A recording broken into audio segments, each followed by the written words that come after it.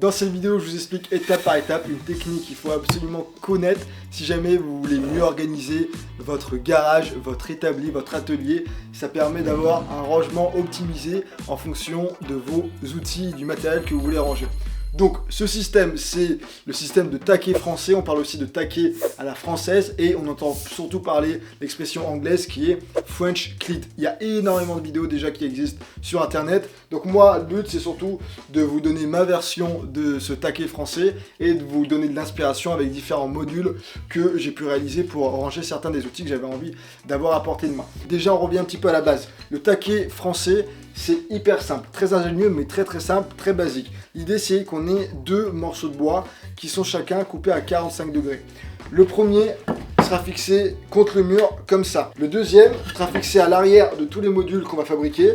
Et l'idée c'est qu'en fait les deux viennent s'emboîter. Et comme il y a le mur, hop, juste là, le taquet ne peut pas bouger. C'est ni plus ni moins cette technique, c'est aussi simple que ça. Donc restez bien jusqu'à la fin de la vidéo, je vais vous donner pas mal d'astuces à la fin pour faire en sorte que votre mur de taquet français soit vraiment optimisé. Mais avant ça, on va déjà couper tout le bois nécessaire, donc des bandes avec une extrémité coupée à 45 degrés. C'est parti. Je prends quelques minutes pour présenter le partenaire de cette vidéo qui est Creality et qui m'a envoyé la nouvelle machine gravure laser qui je pense pourra intéresser certains d'entre vous qui sont créateurs ou artisans passionnés. Si vous voulez directement passer au début de la fabrication, vous avez la barre de progression qui va bien et le chapitrage. C'est le modèle Falcon 2 Pro de chez Creality. On peut faire énormément de choses. Déjà, c'est une 60 watts.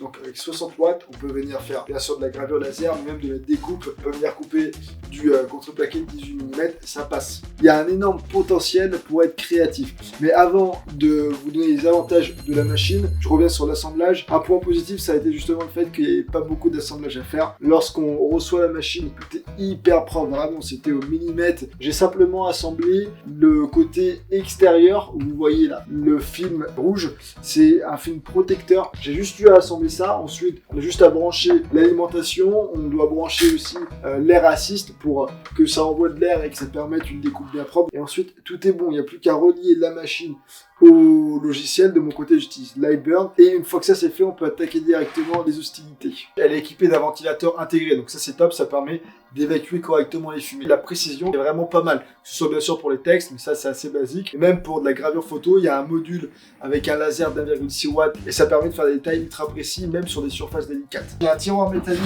en bas. C'est assez basique, mais c'est pratique parce que ça permet de récupérer les poussières, les chutes. Ça permet de gagner du temps au niveau du nettoyage. Un petit zoom à l'intérieur de la machine pour vous montrer à quel point c'est une petite merveille de technologie. Déjà, il y a un ruban LED intégré. Ça permet de voir exactement ce qui se passe dans la zone de travail. On a plein de protections. On a le bouton d'urgence si on veut l'arrêter. Ici, il y a 3 voyants qui nous indiquent si jamais il y a un problème avec la focale, si jamais il y a trop de fumée détectée ou un début de flamme. Et ici, là, le voyant rouge au niveau de l'air parce que j'ai pas branché le air assist. Donc ça va me dire qu'il n'y a pas d'air qui est suffisamment à l'intérieur de la gravure laser et donc qu'il faut que je le raccorde ou que j'augmente l'intensité de l'air envoyé pour faire en sorte justement que la coupe soit plus propre. Donc tout est bien prévu. Ici sur un simple appui de bouton, je peux passer sur 3 modes différents de laser. Donc précis qui va être à 20 watts. Ensuite normal qui va être à 40 watts et ensuite puissant qui va être à 60 watts. L'énorme avantage de cette machine, c'est qu'il y a une caméra intégrée. Contrairement à d'autres modèles que j'ai pu tester auparavant, je vois en direct. Une fois que j'ai écrit ponceuse à bande, je vais dans l'outil sélectionner pour venir placer exactement là où je le souhaite. Ce que je peux faire avant de démarrer la gravure, je peux mettre cadré comme ça, le laser vient se positionner. Un autre avantage, c'est le fait d'avoir la protection tout autour. Ça me permet de regarder le travail qui est en train d'être gravé sans avoir besoin de porter des lunettes parce que ça, faites attention si jamais vous avez d'autres modèles de machines et qu'il n'y a pas cette protection à 360 degrés autour, portez bien des lunettes, autrement le faisceau du laser, c'est vraiment pas bon pour les yeux au long terme. Pour ceux qui voudront plus d'infos, je vous mettrai un lien, vous pourrez aller faire vos propres recherches. Donc si jamais vous êtes de votre côté créateur ou artisan ou passionné, ce genre de machine, ça me semble pertinent parce que c'est performant, c'est facile à prendre en main et ça nous permet justement d'aller encore plus loin dans notre création. Pour faire mes taquets, je vais utiliser une tablette de pain qui fait 2 mètres par 30 cm de large. Donc je vais faire des taquets qui auront 10 cm de large, donc de hauteur on peut dire. Ce que je vais faire du coup, c'est je vais d'abord déligner cette tablette en 3 longueurs. Ensuite, je repasserai les 3 longueurs pour faire une coupe à l'extrémité en biseau, donc à 45 degrés.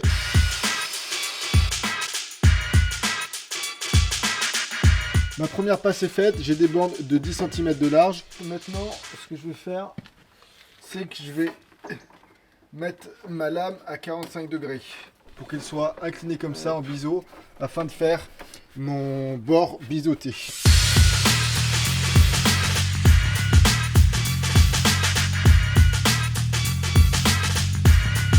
Pour ce qui est des sections biseautées qui vont être fixées à tous nos modules où il y aura les outils, ce que je vous encourage de faire, c'est de venir casser l'arête pour plusieurs raisons. La première, c'est quand l'arête elle n'est pas cassée, si jamais ça tombe ou si jamais on le range assez brusquement, elle risque de se casser de manière beaucoup plus aggravée. La deuxième raison et la plus importante, c'est que s'il y a un petit peu de sciure qui va venir à l'intérieur donc des supports biseautés qui sont fixés au mur, une fois que vous allez essayer de rentrer votre module, si jamais votre arête n'est pas cassée, alors ce ne sera pas hyper stable. Donc si vous cassez et vous enlevez 1 ou 2 mm de votre arête, même s'il y a un peu de sueur qui est vraiment à l'intérieur dans la fente, il n'y aura pas de problème, ça viendra quand même se loger correctement.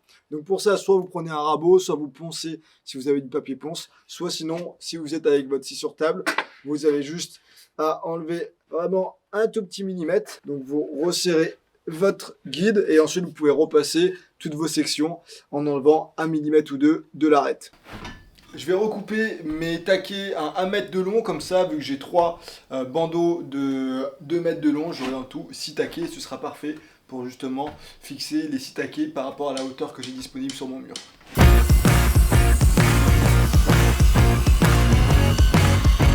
Ensuite, la petite astuce pour éviter de s'embêter à chaque fois à remesurer pour fixer correctement 2 niveaux, on va avoir besoin de 2 petites cales. Généralement, quand on fait un taquet français, il faut compter entre 15 et 20 cm d'espacement entre chaque taquet qui sera fixé au mur. Je vais me couper 2 chutes de petits tasseaux de 20 cm chacun pour avoir mon espacement parfait. Et voilà, ça nous sera utile. Pour fixer le premier taquet au niveau du mur, je viens d'installer le laser pour que ce soit pile poil le haut avec le haut de mes prises pour que ce soit joli esthétiquement. Et je me suis décalé d'1,5 cm pour avoir pareil une ligne verticale pour savoir et faire en sorte que tous mes taquets soient fixés bien à fleur pour que ce soit joli esthétiquement. Tant qu'à faire, on va essayer de faire du travail propre. Ensuite, hop, l'avantage c'est que du coup, vous irez voir la vidéo précédente où j'ai aménagé toute cette longueur de mur concernant mon atelier, mais je suis venu fixer des panneaux USB et ça me permettra de me faciliter la vie dans tout mon aménagement qui va arriver, puisque je peux fixer directement des outils, des étagères, des panneaux perforés et là en l'occurrence aujourd'hui des taquets français directement dans mes panneaux d'OSB. Je mets 4 vis, donc c'est une section d'1 mètre. Il faudrait maximum laisser 40 cm entre chaque vis. Là, il y a moins, donc ce sera d'autant plus solide. Surtout avec les vis que je lui mets dedans, il n'y a pas de raison que ça tombe. Loin de là. Maintenant, prochaine étape pour venir fixer le taquet suivant. C'est tout bête. On se prend nos 2 petites cales qu'on vient de couper précédemment. On les met de part et d'autre. Et ensuite, on peut venir prendre le taquet suivant et on vient le poser contre nos 2 cales en faisant en sorte d'aligner du coup l'extrémité avec notre trait de laser et là comme ça on peut continuer et ce sera nickel.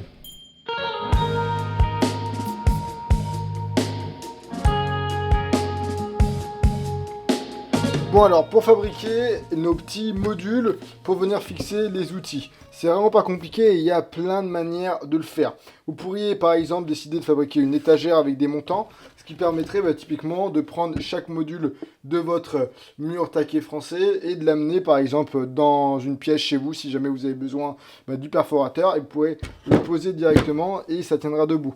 Moi de mon côté ça n'a pas vocation à être bougé de l'atelier, donc je vais faire au plus simple. J'ai plein de chutes de tourillons pour les faire passer, en plus ça va être très simple. Je vais tout simplement poser mes outils sur une planche de bois que j'aurai préalablement copié à 23 cm puisque c'est à peu près la distance que j'ai. Pour que ce soit plus propre, à chaque fois je coupe mes planches dans un multiple de 23 et ensuite une fois qu'il est bien positionné, je viens prendre mon tourillon. Je le positionne là où je pense que c'est une bonne idée pour venir fixer l'outil correctement. Donc là, par exemple, je vais en mettre un ici. Je viens tracer le contour du tourillon sur ma planche de bois. Un autre ici. Ensuite, quand j'ai mes 2 petits traits, mes deux petits repères, bah, je sais que je vais devoir faire mon perçage ici et ici, et ça me permettra ensuite d'insérer le tourillon, et voilà. C'est vraiment pas plus compliqué que ça. Ensuite, je pourrais prendre mon support à 45 degrés, je le couperai exactement dans la même largeur, et je pourrais le visser à l'arrière de ma planche support.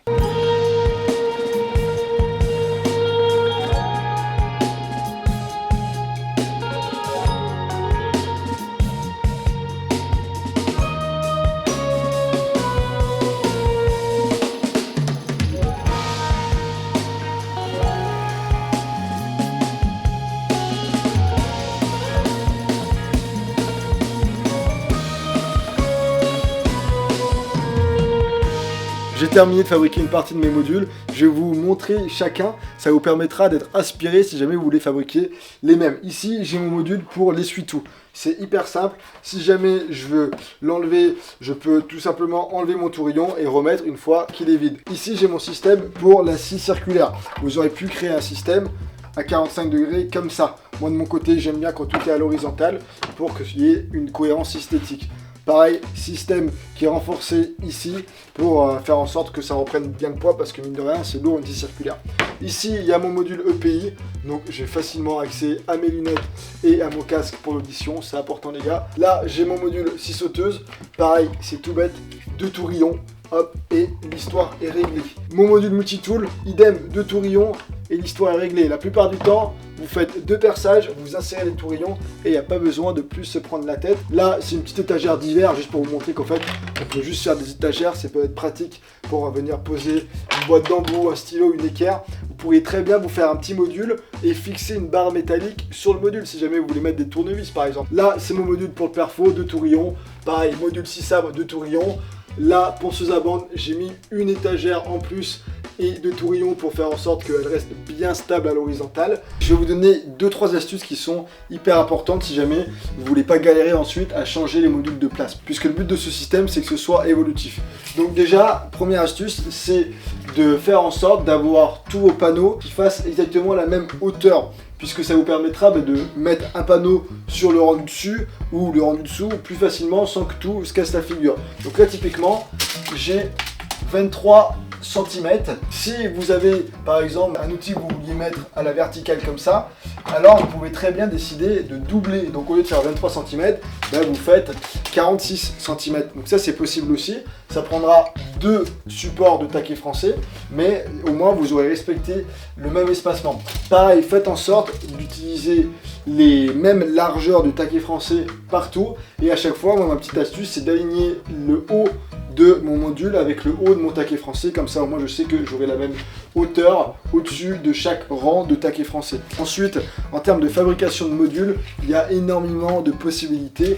Moi, j'aime bien quand les outils sont à l'horizontale comme ça, puisque ça me permet de les choper facilement. Autre bonne astuce, c'est de faire une nomenclature sur tous vos modules. Comme ça, si jamais il y a un de vos potes qui vient utiliser un de vos outils, qui vient bricoler avec vous, il sait exactement où ranger la scie sauteuse, en l'occurrence. J'ai fabriqué ce pan de mur dans le cadre de l'aménagement de mon atelier global. Donc si jamais ça vous intéresse d'aller voir la vidéo où je fabrique l'établi, où je viens fixer les panneaux d'OSB, où je fabrique les étagères du haut, où j'installe tous mes étagères, mes panneaux perforés, je vous donne pas mal d'astuces et d'inspiration. Donc je vous mettrai le lien vers la vidéo où j'aménage cet atelier dans la description.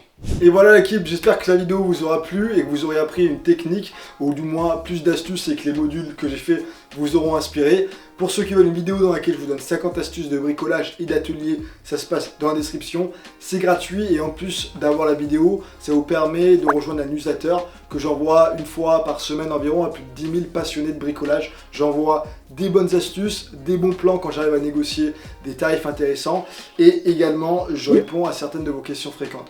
Autrement, j'ai envie de vous dire comme d'hab, prenez soin de vous, gardez la forme, gardez le smile. Si vous bricolez, faites gaffe à vous. Et je vous dis à très vite pour une prochaine vidéo. Et bien entendu, si ce n'est pas encore fait, faites-moi le plaisir de vous abonner et de cliquer sur la petite cloche. Il va y avoir plein de beaux projets qui vont arriver.